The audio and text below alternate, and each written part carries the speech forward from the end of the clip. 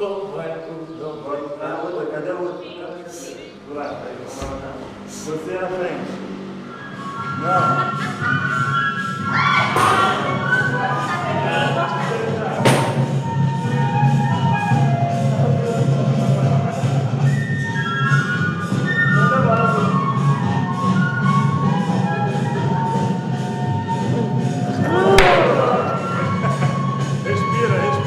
No começo da oficina estava todo mundo muito retraído. E você, quando começa a virar criança mesmo, fazer bobagem, fazer besteira, é quando você realmente descobre a essência do palhaço. É quando você se torna uma criança de novo, você se permite.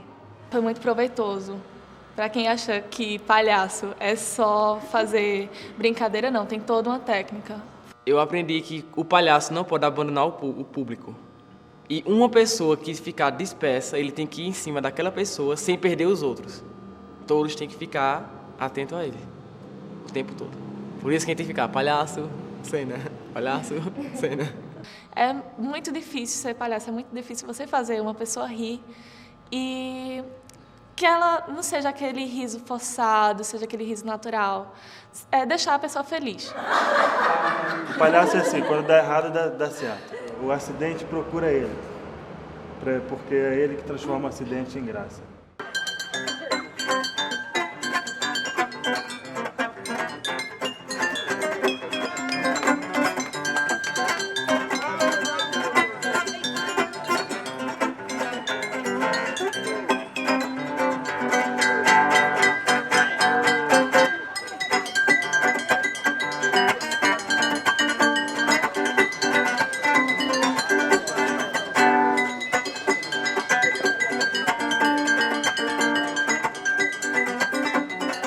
Você descobrir a inocência do ser humano que está presente o tempo todo e às vezes você vai esquecendo por causa da vida, do cotidiano e tal.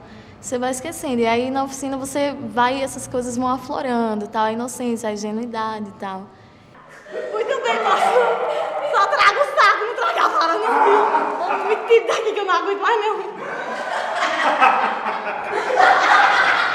É um olho diferente, o olho do palhaço, do que o olho da gente normal, sabe? Porque é o olhar da criança, aquele que pode tudo, sabe? O que ele quiser, ele faz, sem medo, sabe? É o olhar sem medo. Quem me ensinou o que é o palhaço foi uma pessoa que mal sabia ler. Então eu acreditava que existia uma técnica apurada para ser palhaço, mas na verdade não é. Simplesmente é você aceitar ser o que é e aceitar a verdade no olhar do outro. Porque o que a gente faz no dia a dia, no cotidiano, é ser um personagem. E é um processo difícil, porque você tem que quebrar esse personagem. Esse personagem cotidiano que você sai com ele. E as pessoas não estão acostumadas a se ver. Você ganha muita coisa, você aprende muita coisa, você abre os olhos para o mundo. Você abre sua mente, você começa a enxergar o mundo como ele é, né? Sem essa farsa, sem essa maquiagem da sociedade. Assim. O perigo é você ter um peso nas costas, né? Porque aí você conhece tudo, aí você tem uma responsabilidade, né? E uma vontade também de querer mudar. Vocês sabem que no Brasil, em muitos lugares, o teatro, o sindicato dos atores e das prostitutas era o mesmo, e nós temos antepassados em comum. Tá? Eu sempre me perguntei, nós temos que aprender algo desse passado em comum. Tá?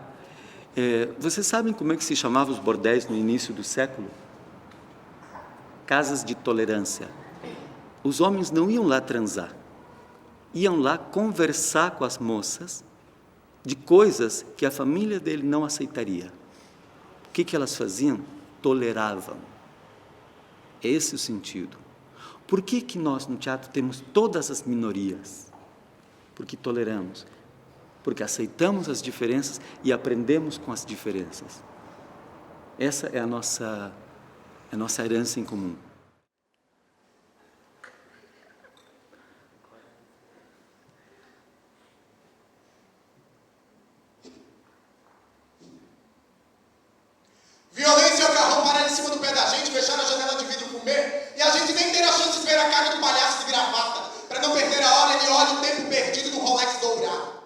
no começo, né, quando eu comecei logo a fazer teatro, o preconceito era muito grande, muita gente criticava, né? Mas, Arari, você vai fazer teatro, não sei como é que você vai fazer teatro junto com esse povo? Eu digo, menino, o que é que tem esse povo? Não, porque tem maconheiro, porque tem bicha, tem prostituta, não sei o que. Eu digo, não existe nada disso. Se existe alguém que toma droga, pelo menos no meu grupo não tem, mas se existe alguém, existe em toda profissão, em todo canto existe. No mundo de hoje que a gente está se fechando nas nossas caixinhas, né? Esquecendo que existe um vizinho, uma pessoa próxima, o teatro não, ele exige que você tenha uma convivência com grupo, né, que você saiba conviver com diferentes olhares. Então é importante mesmo que o jovem ele amplie seus horizontes, saiba conviver em grupo, saiba se comunicar, né, não atrofie seu pensamento, seu olhar.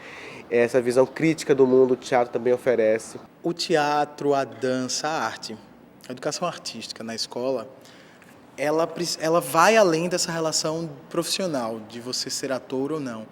Ela está inteiramente ligada ao seu desenvolvimento enquanto ser humano, às suas capacidades motoras, físicas, a sua relação com a sua personalidade, com a construção da sua personalidade, construção de uma sensibilidade, construção de um olhar para o meio social, assim.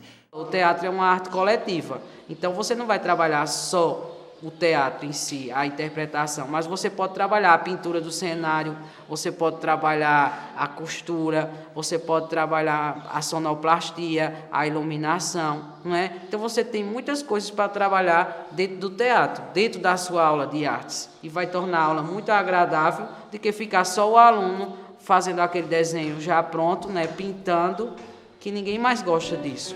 Terra, planta, fruta, bicho, fogo, chuva, vento e mar, a obra não para de aumentar. A maioria aqui pressupõe-se que eles vão para a sala de aula, né, quando se formarem. Então, há uma carência muito grande exatamente nessa questão da postura do professor em sala de aula, que isso é visto, às vezes, em didática. Mas a gente trabalha mais a questão de formulação de conteúdos, né, sistemática de ensino, metodologias. Agora, o trabalho do profissional, né, da sala de aula não aborda as questões de corpo, de voz. Então, eu acho que o teatro vem exatamente fortalecer essa questão da postura do professor em sala de aula. Eu sou professora numa escola pública municipal da cidade de Florianópolis. Então, eu tento dar teatro. 30 alunos dentro de uma sala de aula, com 30 carteiras. Só o fato de eu pedir para eles afastarem as carteiras, para a gente ter um espaço adequado, aí já vai para um caos, enfim, 45 minutos de aula. Mas quando dá, é uma satisfação e é um preenchimento e é não pensar em coisas muito... Mas, às vezes, o fato de fazer uma roda e dar a mão, eles não se tocam, né, a dificuldade que eles têm de dar a mão para o colega. Então, o fato de ficar 45 minutos e conseguir fazer uma roda e conseguir com que eles deem as mãos, preenche demais e é muita satisfação, assim. E eu tive uma sorte enorme de ter um apoio, assim, uma educação. Meu pai muito esclarecido, muito... E desde os 11 anos de idade, quando eu fui convidado para fazer balé, que eu comecei a fazer balé com 11 anos, e teatro aos 10. Aí ele me disse, você não quer ser ator? Então você vai ter que fazer dança, você vai ter que cantar, você vai ter que fazer tudo isso, então vá fazer. E aí não parei mais até hoje.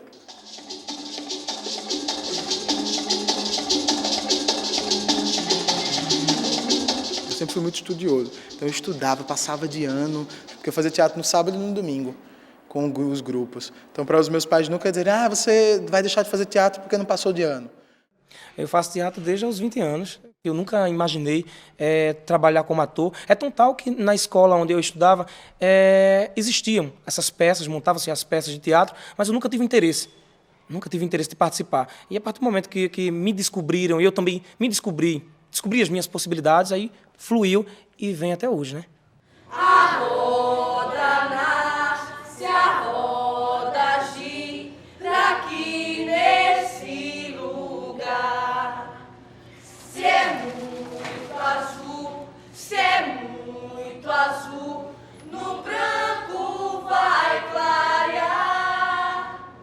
Da cor do céu, a rosa.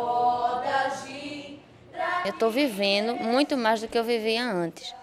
Porque antes eu deixava assim, passar muitas oportunidades, perdia muitas oportunidades, o povo vai, tá, vai ser bom. E não, vou não, sempre quieta, sempre na minha. E eu deixava muitas vezes passar assim, uma opinião importante. Não falava, é aquela coisa, eu não influenciava, não contribuía em nada. Eu era mais tímida, né? Então, com teatro, hoje eu sou mais, assim, não tenho muito problema em falar, assim, em público. Antes eu ficava muito nervosa. Na sala de aula, o professor fala, antigamente eu tinha vergonha, hoje não, hoje eu já argumento, hoje eu já falo, já boto minhas opiniões para fora, eu falo o que eu sinto. Muitas pessoas aqui eram tímidas, agora estão... se revolucionaram, como Tayane. Eu tinha vergonha até de conversar, normal, eu era muito tímida. Agora ela se soltou. Agora todo mundo diz, cala a boca, Tayane, você fala demais. O que eu acho engraçado é que minha história é um pouco ao contrário do que a maioria. Eu era muito desinibida e queria ser sempre o centro das atenções, queria estar ali no meio.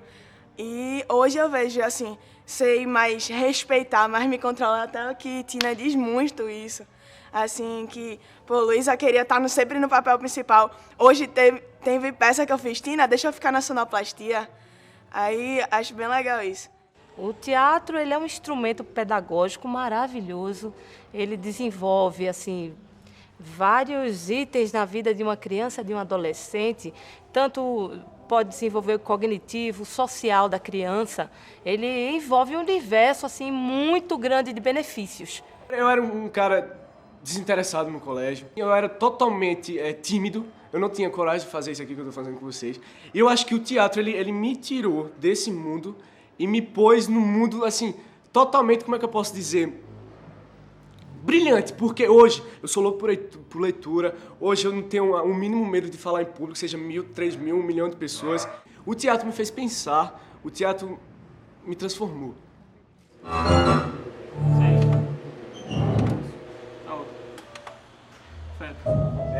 Pronto, é isso mesmo. Entendeu? Prólogo, depois pro feto, bora? Aí a gente faz o prólogo e depois os fetos.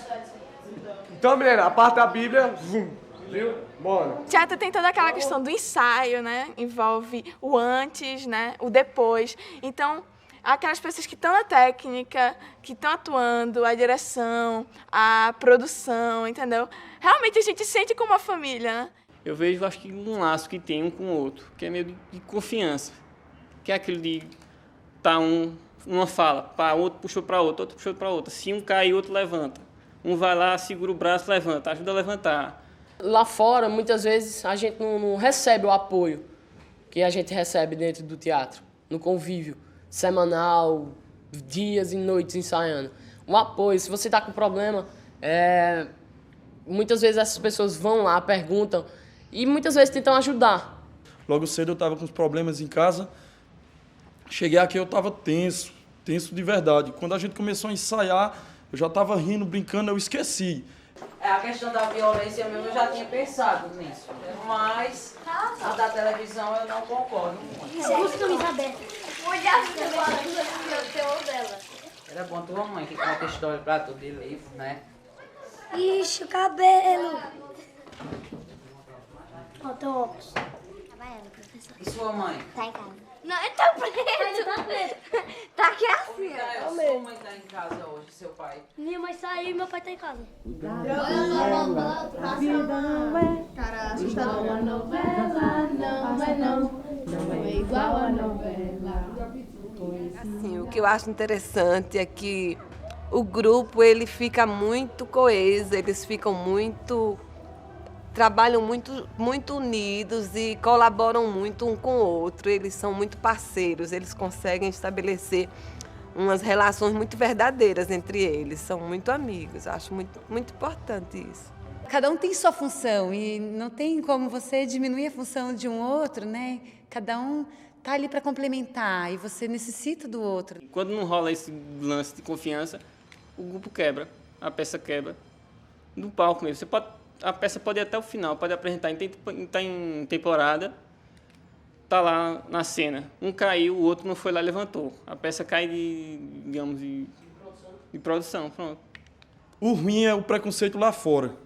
Meu pai pega muito no meu pé, não nessa parte, o que ele fala muito é, no caso, eu passo uma noite fora, tá ganhando o quê com isso? Minha mãe, ela não é muito chegada ao teatro, meus irmãos também não suportam, eles acham que é uma falta de tempo, perda de tempo. As queixas são poucas, mas as poucas queixas que a gente escuta é porque, assim, por falta de esclarecimento, né, aí eles acham, assim, que isso vai tirar o desvio do aluno da sala, isso vai diminuir o aproveitamento dele enquanto aluno, mas só que a gente tenta mostrar a ele que é exatamente o contrário.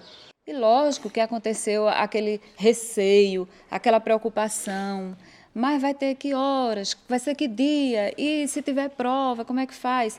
E, aos poucos, com esses pais assim acompanhando passo a passo, eles puderam observar a verdade que nós estávamos falando na prática, né? Eles acompanharam, e aí eles perderam esse receio, esse medo. Vamos, levante as costas dele, ligeiro. Senhor, eu levanto, mas ele cai. Ah, desgraçado pesado. Cai coisa nenhuma, você que é desmantelado mesmo. É uma coisa que ele gosta de fazer. E a gente não quer proibir justamente porque é uma coisa que ele faz com livre e espontânea vontade, né? E eu estava pensando esses dias, eu estava vendo, depois que ele começou a participar, ele ficou assim mais... Pela idade, ficou uma pessoa assim mais responsável, eu acho. Ficou mais assim com compromisso, com aquele cuidado de chegar no horário. Os ensaios, ele se preocupa em saindo. Quer dizer que é uma coisa assim que está ajudando no crescimento como ser humano, né? Como pessoa. Aí é bom, eu creio que seja bom assim por esse lado, eu vejo por esse lado. Uma calamidade, vocês nem imaginam o que seja. Será o fim, não sei nem como começar. Uma desgraça, uma catástrofe. Eu já resolvi problemas mais complicados do que este. Deixem comigo. Ela sempre foi muito boa nas notas no colégio, por exemplo, né? Foi muito boa, mas depois que ela começou a fazer essas peças de teatro, ela começou a ter mais interesse e ter nota melhor. Né? Como ela chegou essa semana com a notícia, pai, o ano nem terminou e eu praticamente já passei de ano. Então isso pra gente foi uma alegria muito grande. Eu percebi assim que ela ficou mais esperta, né? Mais criativa nas coisas, entendeu? Aí tudo que ela faz bem feito. Ela é muito inteligente no colégio, todas as matérias que ela faz em casa. Sempre ela se liga mais no colégio e nessa peça que ela está fazendo. Eu já resolvi problemas mais complicados do que este. Deixem comigo. Espantalho? E o que é um espantalho? Eu nunca vi, não. Eu não sei fazer esse bicho, não. O Urso arranjou outra pessoa para ajudar? Eu mesmo não. O teatro na escola também propõe o contato do aluno com essa linguagem que é um patrimônio histórico da humanidade, né, do qual ele não tem acesso, principalmente nas escolas públicas, e que tem se tornado, cada ano que passa, uma arte muito elitizada, muito pouco acessível para as pessoas de baixa renda. Então, além de possibilitar o contato com essa linguagem, ainda traz uma emancipação do aluno enquanto sujeito, né, na sociedade, enquanto um ser social completo, que tem uma consciência do seu mundo, tem uma consciência do seu contexto, tem uma consciência da arte, da importância da arte na sociedade, que ela não é só uma forma de arte só para ser apreciada como objeto de arte, mas que interfere também na realidade, né, e que é importante, faz parte da cultura, é importante para a vida social do ser humano como um todo. O trabalho sobre o ator é um trabalho sobre o homem, não é um ofício, mas é um trabalho de formação humana, né? Porque a gente vive muito dentro de uns limites muito estreitos, ou que a gente pensa e acredita que são estreitos, né? E o teatro, acho que tem esse poder, é uma força de você romper os teus próprios limites, né? Quando eu fui assistir ao meu primeiro espetáculo de teatro, foi uma sensação que nunca eu vou esquecer. Eu saí do teatro e eu tinha a sensação de que o mundo estava de cabeça para baixo. Eu tinha a sensação de que o chão não existia debaixo dos meus pés. E a partir daí eu comecei a frequentar o teatro.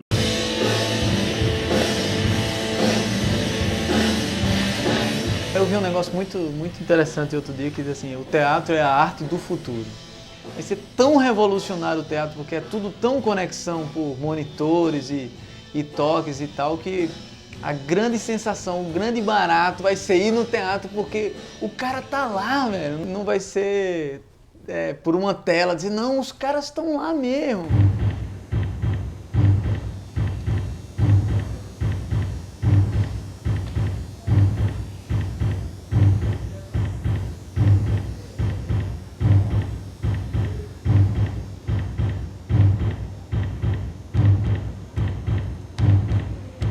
Essa universalidade das coisas, né?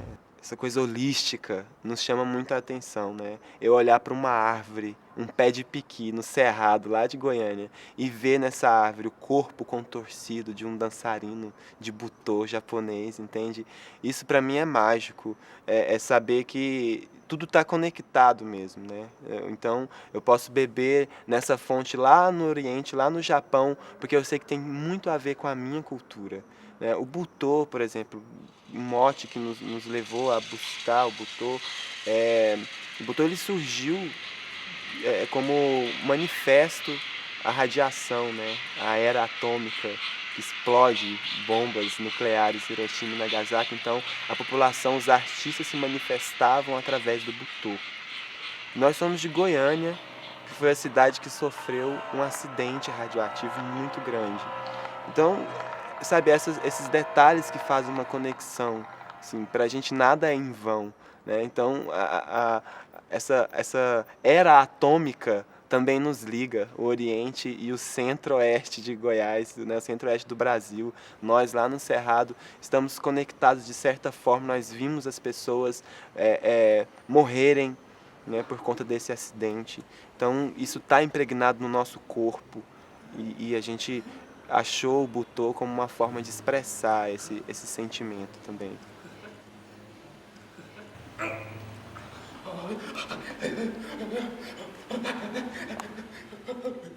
Trazer o teatro como elemento de troca, de saber, de conhecimento, seria muito mais eficaz, sem dúvida. Cada vez mais esse saber vai ficando distante, aquelas apostilas, aqueles livros aquelas, assim, parece que é um jeito de contar a história da gente mesmo, que parece que essa história nunca pertence a gente, né? Então não é pegar esse texto e teatralizar, não é isso, mas como que esse saber pode ser vivo. Se a gente trouxesse esse sabor do vivo, a gente era um elemento de troca muito mais interessante, né?